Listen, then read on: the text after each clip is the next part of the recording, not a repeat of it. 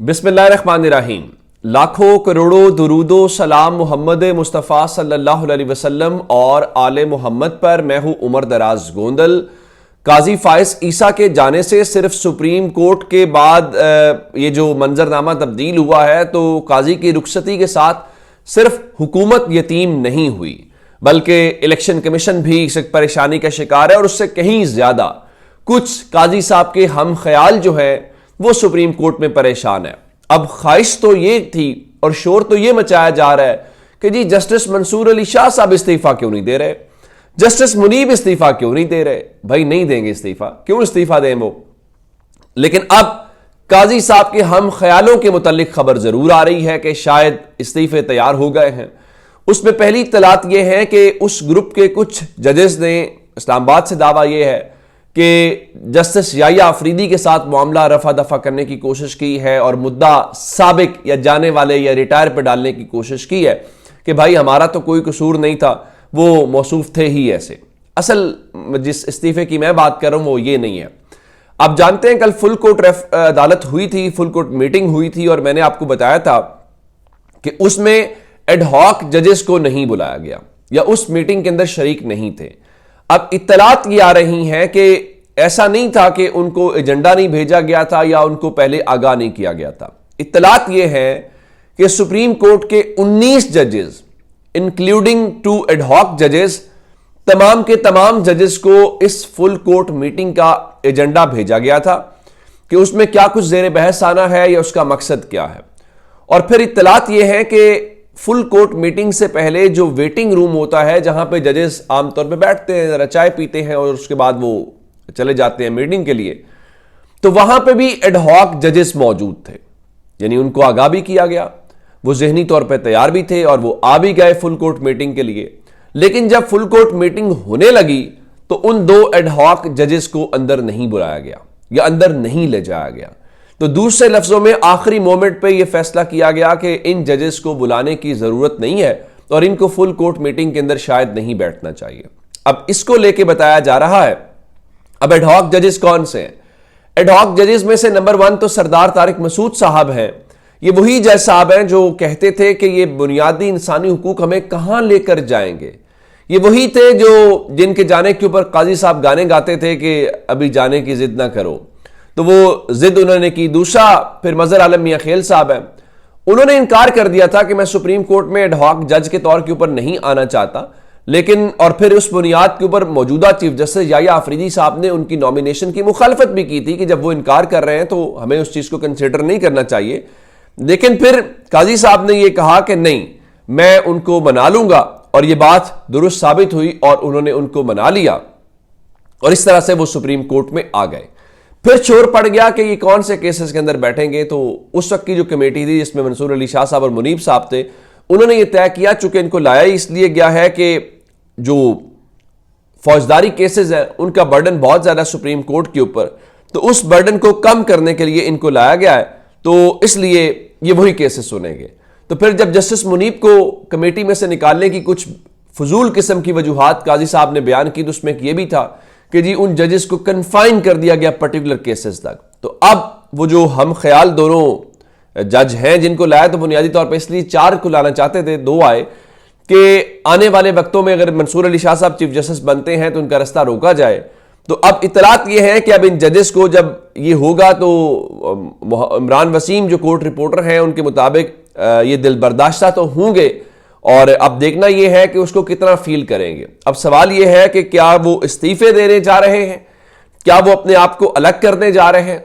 मेरे ख्याल से करना तो यही चाहिए और इत्तलात भी यही है कि कल के हवाले से वो खासे परेशान भी हैं और उन्होंने माइंड भी इस चीज़ को ज़ाहिर किया होगा कि हमें इन्होंने कहा और उस हवाले से बुलाया नहीं है। तो अब जब चूंकि सुप्रीम कोर्ट की बात हो रही है, तो सुप्रीम कोर्ट से जुड़ी हुई एक खबर आज की सबसे बड़ी और है, और वो गेम चेंजिंग भी हो सकती है और वो मायूसी की खबर भी हो सकती है। सुप्रीम कोर्ट बार एसोसिएशन के आज इलेक्शन हो रहे हैं मुल्क भर के अंदर, और आसमा जहांगीर का जो ग्रुप है जिसको अब टेक ओवर कर लिया है आजम नजीर तारड़, एहसन भून, शहजाद शौकत, ये सारे लोग जो हैं, तो उनकी जानिब से मियाँ रऊफ अता जो है वो आज मेंबर है, वो कैंडिडेट है प्रेसिडेंट के लिए, जबकि हामिद खान साहब का जो ग्रुप है उसमें मुनीर अहमद काकड़ सदर के उम्मीदवार हैं। तो 4021 वकला पूरे मुल्क के अंदर आज वोट डालेंगे और सुप्रीम कोर्ट प्रिंसिपल सीट के ऊपर 769 वकला हैं। तो आज यूं देखिए कि दो बुनियादों पर इलेक्शन लड़ा जाना है।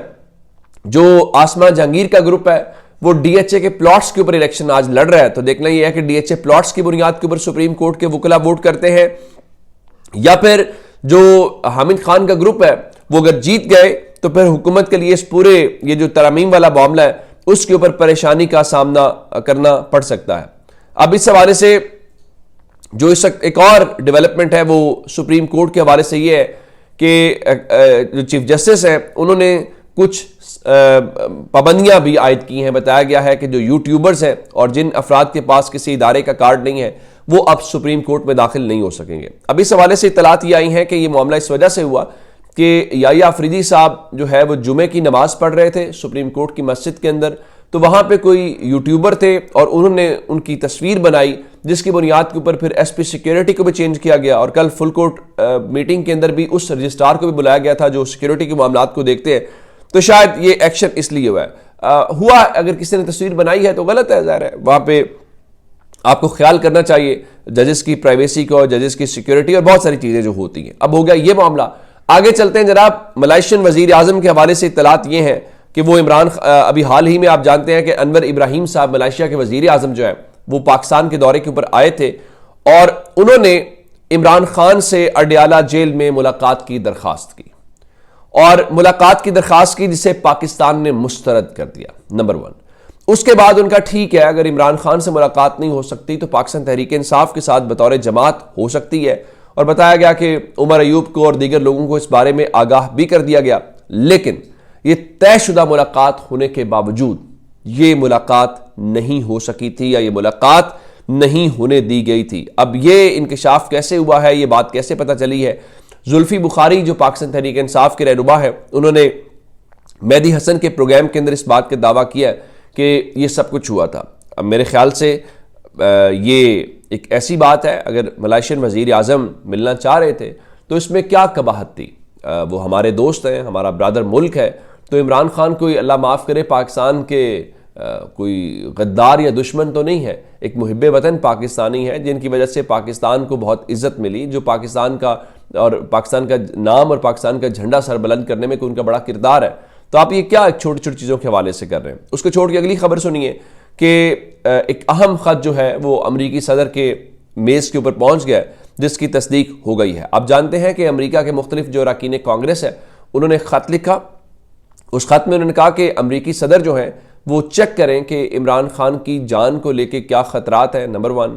और फिर उन्होंने कहा कि देखिए जो फरवरी का इलेक्शंस था उस इलेक्शंस के ऊपर बहुत सारे सवालात थे लेकिन उस इलेक्शंस के रिजल्ट्स क्या आए हैं उस हवाले से भी कुछ पता नहीं चला। तो अब उस सारे मामले के अंदर अब जो ख़त है अरकान कांग्रेस का उसके वाइट हाउस के अंदर मौसूल होने की तस्दीक हो गई है, क्योंकि उस ख़त के अंदर यह भी कहा गया था कि इस्लामाबाद के अंदर जो अमरीकी सफारत खाने के एहलकार हैं उनको अडयाला जेल भेजा जाए कि वो इमरान खान से मुलाकात करें और वहाँ पे जो एक्चुअल पोजीशन या सिचुएशन है उसका अंदाज़ा लगा सके। अब इस पे देखना पड़ेगा कि अमरीकी सदर क्या रिएक्ट करते हैं, क्या वो वाक़तन इसके ऊपर कोई एक्शन लेते हैं या फिर अपनी पॉलिसी को देखते हुए, ज़ाहिर है अमरीका अपने मफादात को देखेगा, वो पाकिस्तान के या पाकिस्तान के लोगों के मफाद को थोड़ा ही देखेगा।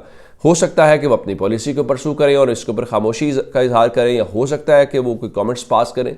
तो ये आने वाले दिनों में देखना पड़ेगा। अपना बहुत सारा ख्याल रखिएगा। खुदा हाफिज़।